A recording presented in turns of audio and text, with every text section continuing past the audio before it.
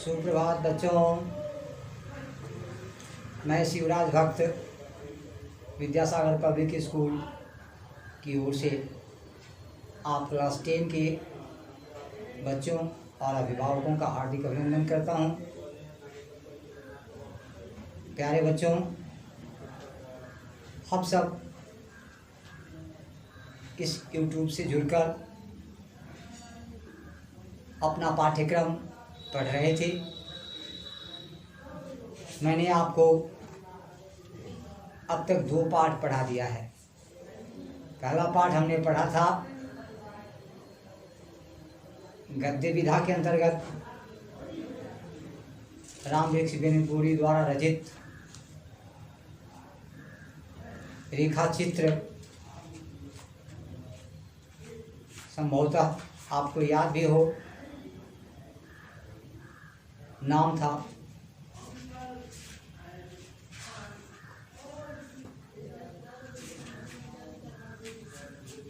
बाल गोविंद भगत। बाल गोविंद भगत के संबंध में आपने जाना था कि कलम के जादूगर बेनीपुरी जी ने ग्रामीण जीवन में रहने वाले एक संत किसान के चरित्र की जो महत्वपूर्ण विशेषता है उसको रेखा चित्रों के माध्यम से कैसे उकेरा गया है। दूसरा पाठ हमने पढ़ा था सूरदास, भक्ति काल के बहुचर्चित विद्वान कवि सूरदास के संबंध में हमने जाना। कृष्णाश्रित होकर कृष्ण मार्ग की शाखा के अन्यतम कवि सूर ने अपनी भावना को कृष्णाधीन करके अपने साहित्य के माध्यम से व्यक्त किया था। संयोग और वियोग श्रृंगार के अंतर्गत सूर के साहित्य को देखते हुए हमने महसूस किया था कि सूर भक्ति काल के कवियों में सर्वाधिक चर्चित और अन्यतम हैं और इनके लिए जो कहा गया है सूर सूर तुलसी शशि उडगन के सवदास, वह सच ही है। तो आइए प्यारे बच्चों, आज हम सब देखते हैं सूर सूर के बाद तुलसी शशि को। आज के हमारे पाठ्य कवि होंगे तुलसीदास। तुलसीदास भक्ति काल के ऐसे कवि हैं जो अपनी काव्य की शीतलता से सबको शीतल और स्निग्ध करते हैं। विद्वान कवि तुलसीदास के संबंध में अनेक आलोचकों ने अनेक बातें लिखी है। अनेक कवियों ने अपने अपने विचार, अपने अपने उद्गार व्यक्त किए हैं। कविवर अब्दुल रहीम खान खाना ने कहा है, सुरतीय नरतीय नागतीय अस चाहती सब कोय, गोद लिए हुलसी फिरें तुलसी सोम सुत होए। तो तुलसी सा सुत हो ऐसी कामना करती थी माताएं। तुलसी जैसा पुत्र पाकर माँ धन्य हो जाती है। हर माँ की यही इच्छा होती थी कि उल्लासपूर्वक हुलसी की तरह उल्लासपूर्वक घूमें और हमारी गोद में तुलसी जैसा बालक। प्यारे बच्चों, तुलसी जैसा बालक जिसके संबंध में जनश्रुति है कि राजापुर नामक गांव में उनका जन्म हुआ था। उनकी माता का नाम हुलसी और पिता का नाम आत्माराम दुबे था। माता हुलसी की गोद से कोख से जन्म लेने वाले तुलसी जब जन्म धारण करते हैं, जन्म लेते हैं, तो जनश्रुति के अनुसार उनके मुख में 32 दांत मौजूद थे और जन्म लेने के समय जो सामान्य बच्चा रोता है उस समय तुलसी रोए नहीं थे बल्कि राम राम कहा था। प्यारे बच्चों, जो स्वाभाविकता है, जो सच है, वह सच रहता है, वह सच ही होगा। लेकिन आप देखेंगे जिस महापुरुष के अंतर्गत जो कुछ गुण आ जाता है तब हम उसके गुणों को अधिक से अधिक विस्तृत रूप में प्रस्तुत करते हैं और उसके संबंध में जो कुछ भी बात कहते हैं वह अतिशयोक्ति होते हुए भी विश्वसनीय होता है। भगवान राम के संबंध में, राम के चरित्र के संबंध में तुलसीदास ने इतनी अच्छी व्याख्या की है, इतना अच्छा तर्कपूर्ण भक्ति सरिता का संगम प्रस्तुत किया है कि तुलसी का जीवन राममय हो गया है। गोस्वामी तुलसीदास ने अपने साहित्य में लिखा है, अपनी पुस्तक में उन्होंने लिखा, सिया राम मैं सब जग जानी, करो प्रणाम जोड़ी जुग पानी।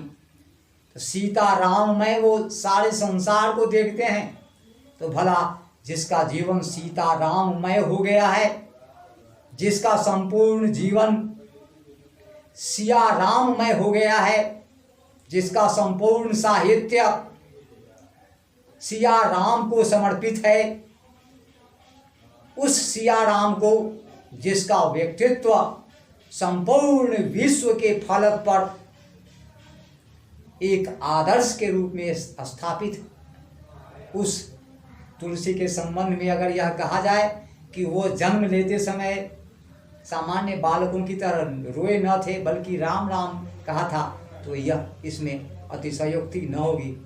इस अस्वाभाविक होते हुए भी हम इसे स्वाभाविक मानने के लिए मजबूर होंगे। प्यारे बच्चों, तुलसीदास ने जब जन्म लिया था तब उस समय ग्रह नक्षत्र के अनुसार अभुक्त मूल नक्षत्र था और उस अभुक्त मूल नक्षत्र में पैदा होने वाले बालक के अनिष्ट की आशंका से जब पिता आत्माराम दुबे सशंकित हुए थे तब उन्होंने बालक को अपने गांव से निकालकर अपने ससुराल के गांव में भेज दिया था।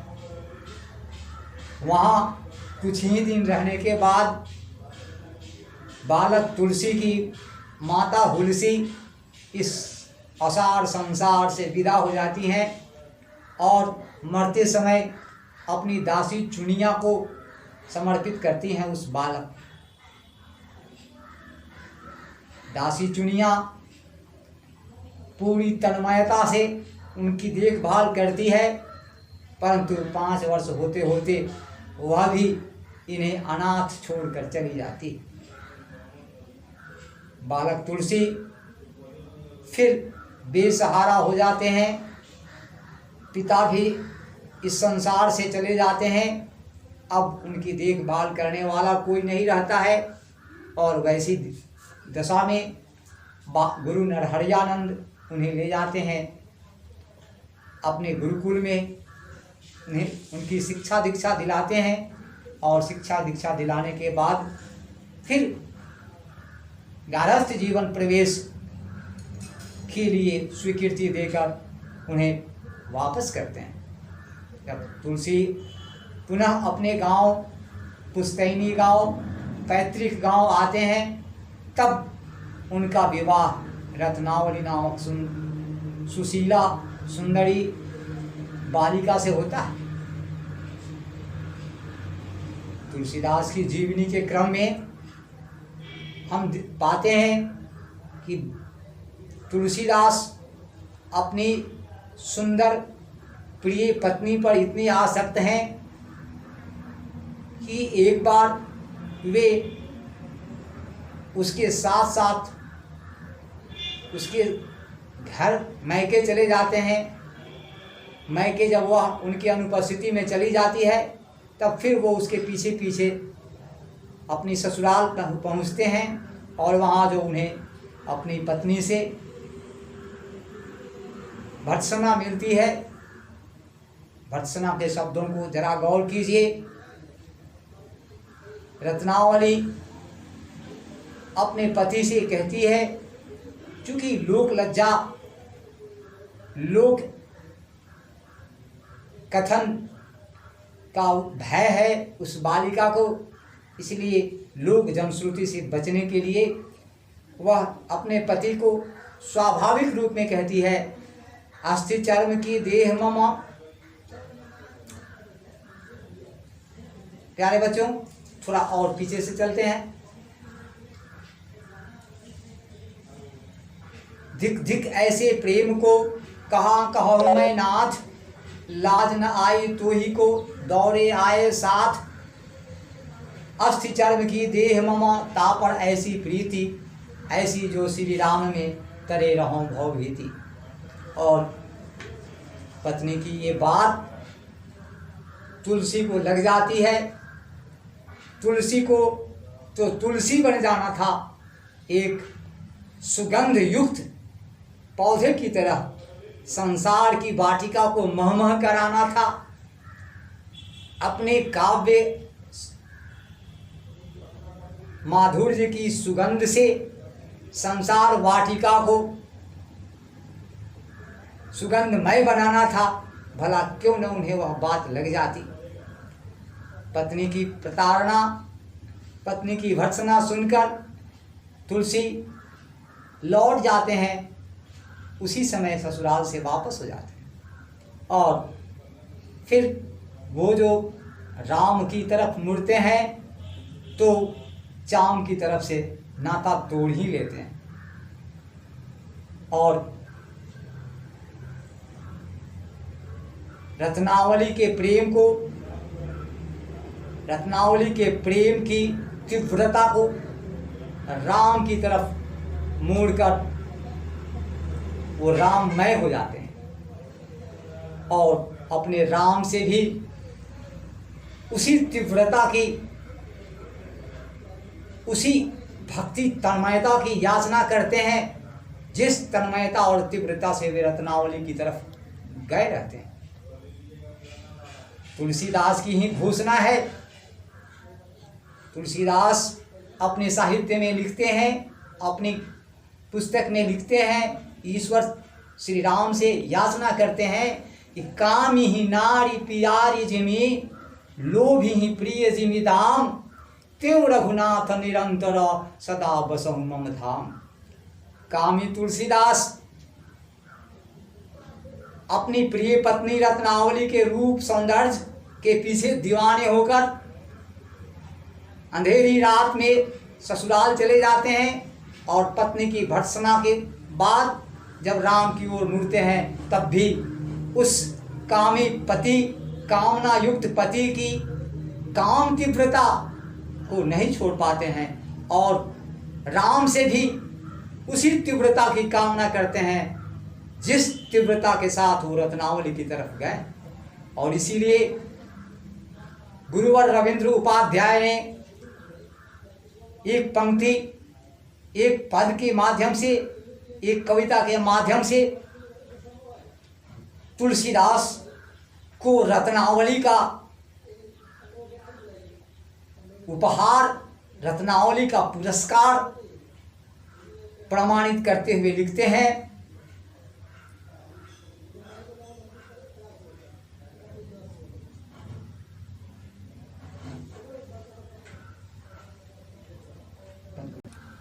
शारदे के बीन की झंकार है तुलसी, शारदे के वीण की झंकार है तुलसी, मानिनी रत्ना का खोया प्यार है तुलसी, मानिनी रत्ना का खोया प्यार है तुलसी। प्यारे बच्चों, तुलसी सरस्वती की वीणा की झंकार हैं।